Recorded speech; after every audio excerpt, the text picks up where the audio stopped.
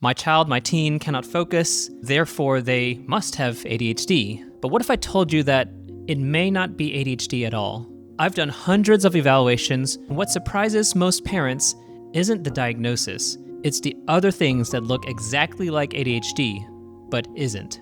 So today we're going to cover number 1, what ADHD is and what it's not. Number 2, lookalikes of ADHD. Number 3, conversation ideas that you can share with your child's doctor. And number 4, a framework that I like to use in describing ADHD to children and teens. And especially number 4 is really important because our mission here is for every teen to see that they are more than just a label, but they have tons of hidden potential. Usually there's a combination of 2 symptoms that parents will come with. One of them is hyperactivity, and the other one is inattention. The child must have at least one or both, and it must cause what's called impairment. Are they causing impairment or causing trouble compared to what would normally be expected for a child that age? Number 2 is we see the symptoms in different environments. In essence, if it's just one specific environment that they're struggling with, it's probably the environment and not necessarily ADHD. And number 3 is the age of presentation. We tend to see these symptoms at a young age, so maybe 5, 6 years old, the time they're usually entering school and trying to learn. For example, we're not going to have someone who's 13 suddenly develop ADHD out of the blue. Keep in mind that as we go through this, many children, many teens may have more than one. But if we were to draw a box of 4 quadrants, we have biology, psychology, developmental, environmental. These are mainly here just to illustrate some examples. Sleep. They are just snoring very loudly at night, having apneas, pauses in breathing. Maybe there's vision issues, hearing concerns, nutrition. We all need good, proper nutrition. And I think this is underestimated when you think about it. It's interesting that our brains constitute approximately 2 or 3% of our body weight, but it consumes something along the lines of 20 to 30% of our caloric intake. So therefore, what we put into our bodies, what we fuel our brain with, is so important. Exercise has more benefits than just cardiovascular risk being lowered, living a long, healthier life. Some children just need movement. They move to learn or exercise a lot in order to tame the mind and be able to focus even better. Then we have potentially different medical conditions. One example that some parents will mention is something called absent seizures. It looks like they're just not paying attention, but it's actually a silent seizure in disguise. Let's move on to psychology. Imagine your teen is struggling with anxiety. It's going to be hard to focus and pay attention. Same thing with depression. Maybe there's a big life change, a grief that you're going through, a trauma in the past, PTSD. You can see how all these can affect a child's ability to focus. Motivational problems, behavior issues, what motivates each person, each individual child, each individual teen, may be different from one person to another. This is the psychology that we have to look at. Developmental. Maybe the child has grown up with a developmental delay. Maybe there's an explanation for it that's known, maybe there's not. Learning disabilities. Maybe they just have a struggle in one particular subject or one particular type of learning. Autism spectrum disorder.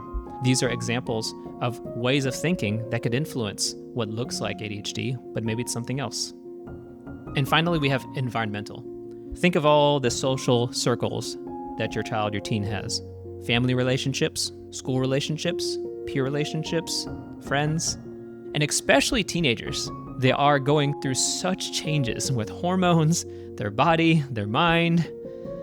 Imagine anything that's challenging in any of these areas can make it hard to focus. Screens. This is a hard one. We have screens everywhere. And even as an adult, I can feel the draw of being on my phone a lot. A teen's brain can be more susceptible to the effect of screens. Lack of structure, whether that be at home or whether that be at school. In general, children and teenagers need structure.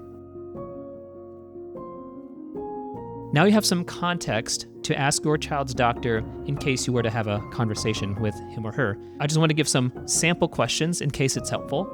Could anything that's medical or physical be contributing to my child's focus challenges? Would counseling or therapy be helpful either before or alongside medication if you're having that conversation? Would you recommend any educational testing be done? For example, many schools are able to do psychological or academic testing. Is there anything that you recommend that I can do as a parent to help my teen? And if you want a printout to take to your child's doctor, something that could be helpful to jumpstart a conversation, there is a link to a free PDF in the description below, so feel free to check that out.